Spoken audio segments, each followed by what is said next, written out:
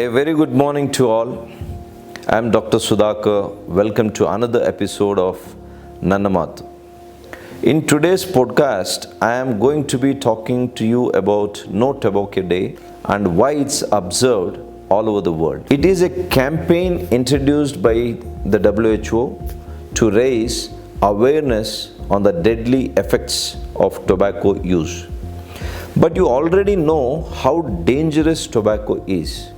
Every year, tobacco use, or should I say abuse, kills millions of people globally. The worst part, smoking doesn't just affect you, it hurts your loved ones who are around you. Passive smoking is just as bad as the real. Tobacco use comes in many forms. One such form is chewing tobacco. It is even more dangerous than smoking and is linked to several diseases including mouth, throat, and pancreatic cancer. Smoking can cause 30 different kinds of cancers. A review by the WHO has also found that smoking is associated with an increased risk of death in COVID-19 patients, which is why you really need to stop using tobacco now. Here are some helpful tips to get you started. If you are addicted to tobacco and have the urge to quit, there are many options available to you. One is nicotine replacement therapy, and doctor prescribed medication can help you get over your cravings. Just consult a doctor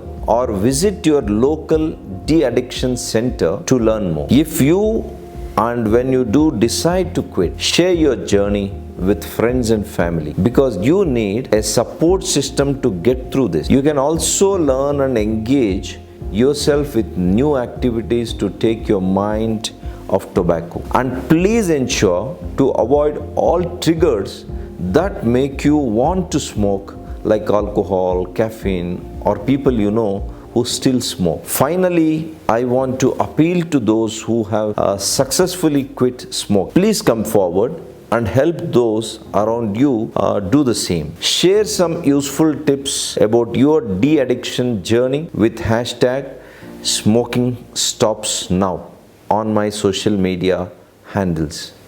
Before I leave you, I would like to remind you that you are not alone in this journey of quitting tobacco. I am bringing you session with de-addiction expert Dr. Pratima Murthy of NIMHANS. She has answered some very important questions about what it takes to quit. Do watch that video. Stay tuned and say no to tobacco. Thank you. So can we start our question and Sure, let's do it. session? Yeah. So let's start by asking how easy or difficult to quit smoking? So let me say it's both difficult and easy to do. Okay. Let's talk about the difficulty first. It's difficult to stop tobacco for a lot of people because tobacco contains a psychoactive chemical called nicotine. Nicotine is extremely addictive. A lot of people make up their minds to quit, but when they quit, nicotine reduces in the body, and that causes a lot of craving to want to use tobacco. So in order to reduce this craving, they go back to smoking again. But if people understand that this craving will be there only for a few days, they know how to deal with this craving, then it's easy. Why is it very important to quit smoking? So if a person wants to help themselves, the best decision they can make in life is to quit smoking or any form of tobacco. We all know that smoked tobacco contains about 7,000 chemicals, 70 of them are cancer producing. We also know that India is one of the leading countries which has oral cancer, and a large number of these cancers are due to chewing tobacco. Both tobacco in smoking as well as smokeless forms not only causes a variety of cancers in the body, it causes heart disease, it causes strokes, it causes lung diseases. Practically every organ in the body from head to toe is affected. A lot of young people don't know that Tobacco use causes premature aging, it causes sexual dysfunction.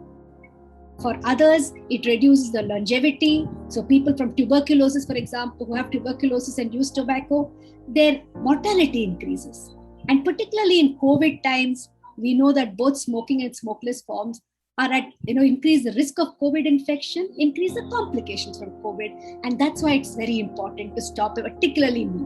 Can an individual quit smoking without even help from the expert? Without help from other people. So, okay, you asked that can a person quit on their own? Of course, they can quit on their own. And self-help is the best form of help. For people who are not very severely addicted, who don't, they can, and they don't have very severe withdrawal symptoms, what they can do is they must prepare themselves for quitting. They must know what to do with their hands when they are withdrawing, what to do with their mouth. So maybe keeping something in the mouth like, lavang or, cardamom or something like that, or chewing gum in their mouth, and knowing what to do with their hands, having a good routine during the day, adequate diet, proper exercise, proper sleep hygiene. If they practice all this, if they have mild withdrawals, the withdrawals will go away in a few days' time. But for some other people who are very severely dependent, they may need both counseling as well as medications to help them to quit. Both are possible. Dr. Pratima, what is the general percentage of success if somebody tries to get it from the person? So without any help, the percentage of quitting is very, very low. It is said that every year, almost 70% of people want to quit. About 30% of them try. Only 1 to 2% succeed. And that is why they need support, they need help, they need awareness to quit. This is the most difficult phase during quitting, whether it is initial, middle, or the late stage. Yeah. The most difficult phase is probably the first week of quitting, because in the first few hours when nicotine levels start to reduce, that's when the craving, withdrawal, irritation, all of those things set in. And then all these things gradually reduce over the next week and then they stop. But it is easy to quit, but it is difficult to stay quit. Because, when they go out with friends, when they see, anything that reminds them of tobacco, then the urge comes back. And therefore, it's important to practice how to deal with those urges for a much longer time. What are the options while quitting? So the first option, as you yourself said earlier, is to self-help, to learn how to deal with cravings, to decide to quit, to commit to quit. And that is the theme of this year's World No Tobacco Day. You must commit to quit. And then you try to quit. If you're not able to quit by yourself, by taking help of friends and family members, then you can get counseling to help. There are various things like M-cessation, where you can give a missed call to the M-cessation portal, and you can get multiple SMS messages on the importance of quitting, how is to call the tobacco quit line. And there are quit lines all over the country. And there will be a counselor at the other end who talks in the same language as the caller and will help the person to quit. Counseling is one important way of quitting. The counseling tells people why it's important to quit, just as you were asking. How can they quit? Can they suddenly stop? What are the withdrawal symptoms? How can they deal with craving? How can they deal with a negative mood? How do they keep their time occupied? How to make sure they sleep well? And then this encouragement helps people to stay quit.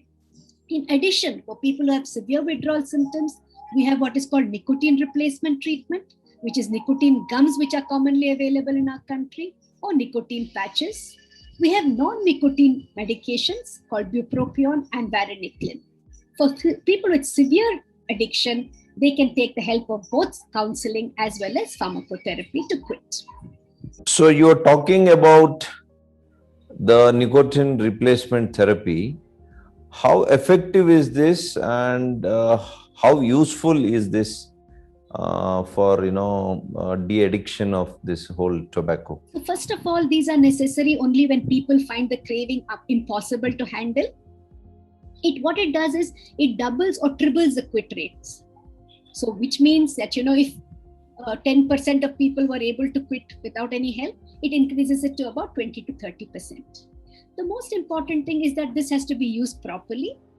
There is what is called the chew and park method, where the person takes the gum, chews it very slowly till they get a peppery taste in their mouth, and they park it in their gums. And when the craving comes, they use it again till that peppery taste disappears and the nicotine disappears. And they need to use it, several times a day, only during the waking period. They must be sure that they don't swallow their spit because that causes gastric irritation. And then gradually they need to taper the gums. With non-nicotine replacement, people set a quit date about a week or 10 days later. They start these medicines and then they abruptly quit on the quit date. Is it safe? So these medicines are absolutely safe, but obviously they need to be prescribed by a doctor. It's safe? So these medicines are absolutely safe, but obviously they need to be prescribed by a doctor. Whereas nicotine gums, if people know how to use it, they are available OTC or over the counter. But the medicines have to be prescribed because the physician needs to monitor them for any side effects. So what are some important triggers that puts people back to smoking habit? So there can be external triggers or internal triggers. External triggers typically is seeing somebody smoking, seeing anything that reminds them of smoking, maybe an ashtray, maybe a packet of gutka or kenny or something like that, or advertisements about people using tobacco. The internal cues are usually hunger, anger, loneliness, and tiredness. And perhaps friends who are also using it, that can also be a trigger. I'm told these days, smaller children, even in the schools, they start smoking. How the parents, the schools, and the governments, how can they be more play a role in containing this, in ensuring that the children of this age don't get into this kind of a trap? So that's a very important question, and I think the first responsibility lies first with adults. We have normalized tobacco use in our society. So I think the first thing that all of us need to do is denormalize tobacco use, because we know that tobacco is associated with such a large number of diseases. We must make sure that it is not considered as something that people usually do. The second thing is adults should be good role models for their children. Children do as they see, and therefore parents should not smoke around or use tobacco in front of their children. Sometimes people send children to go and buy tobacco products from the shops, especially the smokeless tobacco. So that is something that parents should not do. Now with this Tobacco Act, which prohibits us from smoking in public places, people are possibly smoking inside their homes, especially during lockdown now. And that is something that is dangerous, because we know smoking is not only dangerous for oneself, but also to others around them. So children and women who are exposed to secondhand smoking can also get the same problems as smokers. So those are all the responsibilities that adults must do. For children, we must teach them what are called life skills, which is really about decision making. What is right for me, what is wrong for me. So a lot of children are now able to see that they must not use tobacco, and we hope that the next generation will be saved from it. In terms of government, I think we know that demand reduction and supply reduction are both very important. So in the long run, whatever are the regulatory policies in terms of smoking prohibition in public places, not selling it to minors, making sure that gutka ban is actually implemented both in spirit and on the ground. These are some of the very important things that governments need to do. Plus, of course, we know something called the Empower, which is the WHO strategy, which talks about monitoring policies, raising taxes, and so on. But in addition to that, we must make the public aware of the risks of tobacco use and offer help to them to quit. So starting more cessation facilities, making sure we train all our doctors, our nurses and other healthcare professionals in counseling people. When they come to hospitals and have some other problem, like maybe a heart problem or diabetes and so on, we must train our healthcare professionals to ask them about tobacco use, advise them about not using tobacco use, assess their commitment to quit, offer assistance for them to quit, and arrange for follow-up or referrals if they are not able to provide that assistance. So if we follow this 5A model and train all our healthcare professionals, we can reach out to many people to help them to quit tobacco. Can cinema help? So some years ago, the WHO actually carried out a study to see how much tobacco was shown in movies.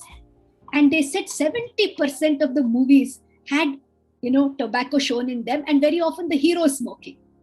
But I think after that, we've realized that it's very important not to project tobacco as something that is associated with machoism or with hero, and the statutory warnings are there. So I think cinemas ought to definitely not project tobacco as something that reduces stress, that is a way of enjoyment or relaxation, but really make sure that it is projected, if at all, in a negative light, not in a positive light.